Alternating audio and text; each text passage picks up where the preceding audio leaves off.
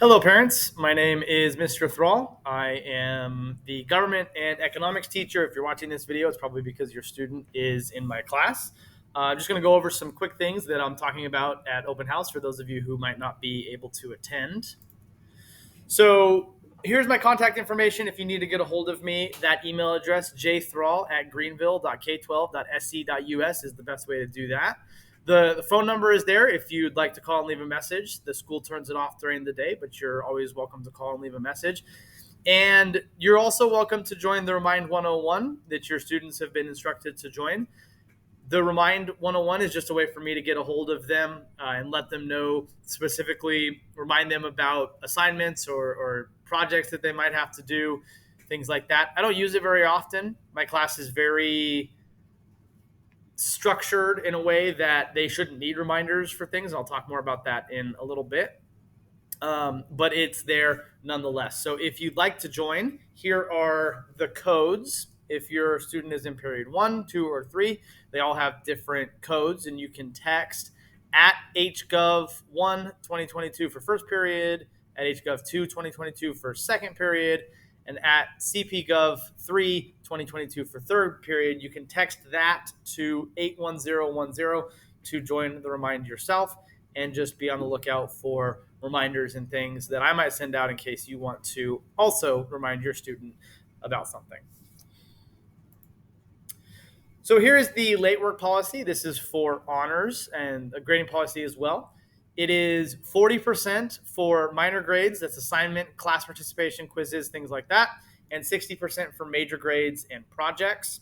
This is like this for all social studies classes. There's not a separate category for homework.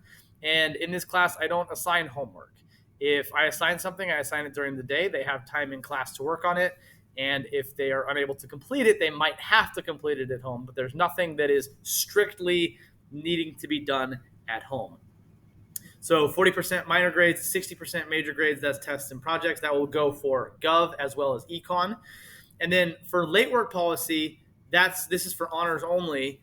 It's 10% off per day late for 5 days. So if something is due on Sunday, like most of my work is, and they turned it in on Monday, the best that they can get is 90%.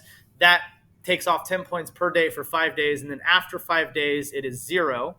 For major grades, it's exactly the same, 10% off per day, except we don't drop that one to 0. So if they turn something in 4 weeks late, they can still get 50% credit on that. And that is obviously because major grades are such a big part of the grade that we don't want them to have a 0 on that. And that late work policy is consistent throughout all the honors classes at the school. So it's not my policy, it's the school's policy.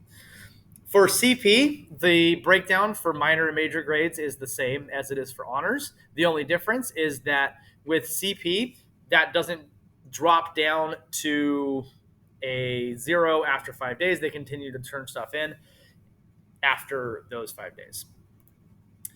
So we have a textbook in class. We don't use it, so I don't feel like I need to talk about it. Pretty much everything we do is done on Chromebooks and assigned and collected through Google Classroom. So if you're listed as your student's parent guardian on Google Classroom, you'll get regular updates for that. And they should always show up to class mostly just with the charged Chromebook. If that's all they have when they show up here, that should be good with me. I do everything on Chromebook. Let's talk about the class structure. This is for Gov, and as I make this video, we're actually halfway through Unit 6. So something to consider. We've already talked about media and fake news, foundations and democracy, the new nation and federalism, legislative branch, executive branch, and judicial branch. Tomorrow in class, Friday, we're going to talk about civil liberties and the Bill of Rights.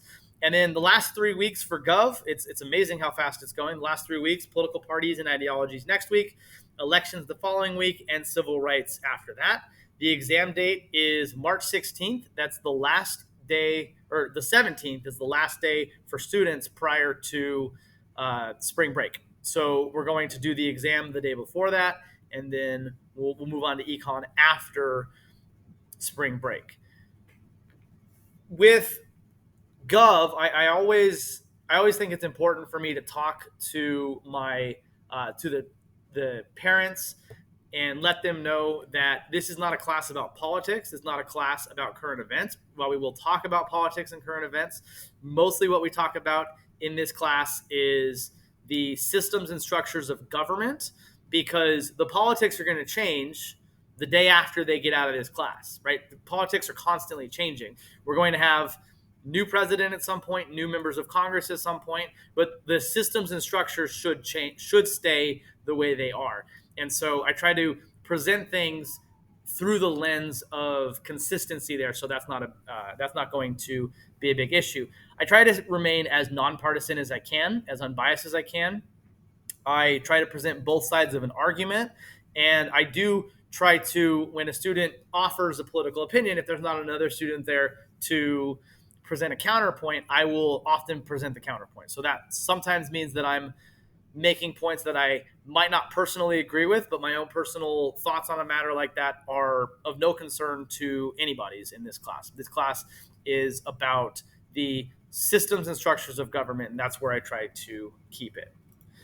Talking about economics, economics is the second 9 weeks. It's actually an entirely separate class. So we will start over. Grade starts brand new.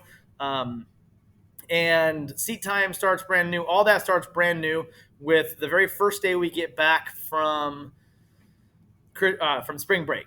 Okay, so for the first 2 weeks, I call it Introduction to Economics. Really, what it is during those 2 weeks, we're talking about everything microeconomics. It's kind of a crash course on that. We talk about scarcity, opportunity cost, cost benefit analysis. We talk about all sorts of stuff like that, value, all that stuff.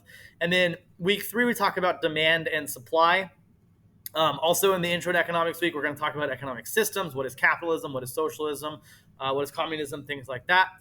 And then at the end of week 3, we end what I would consider the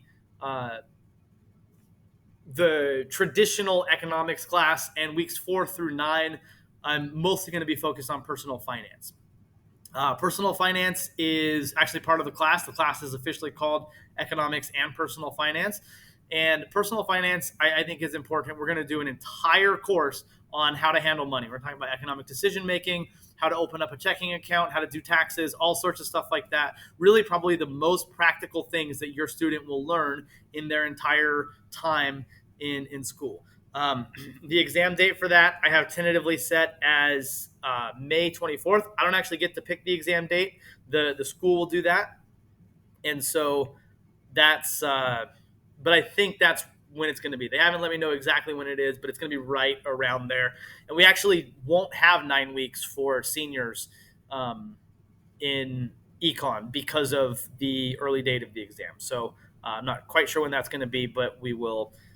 We'll cross that bridge when we come to it. So that's just sort of the overall way this class is going to look. If you have any questions, please feel free to email me, jthrall@greenville.k12.sc.us. Otherwise, thank you for watching my video, and I hope you have a great evening.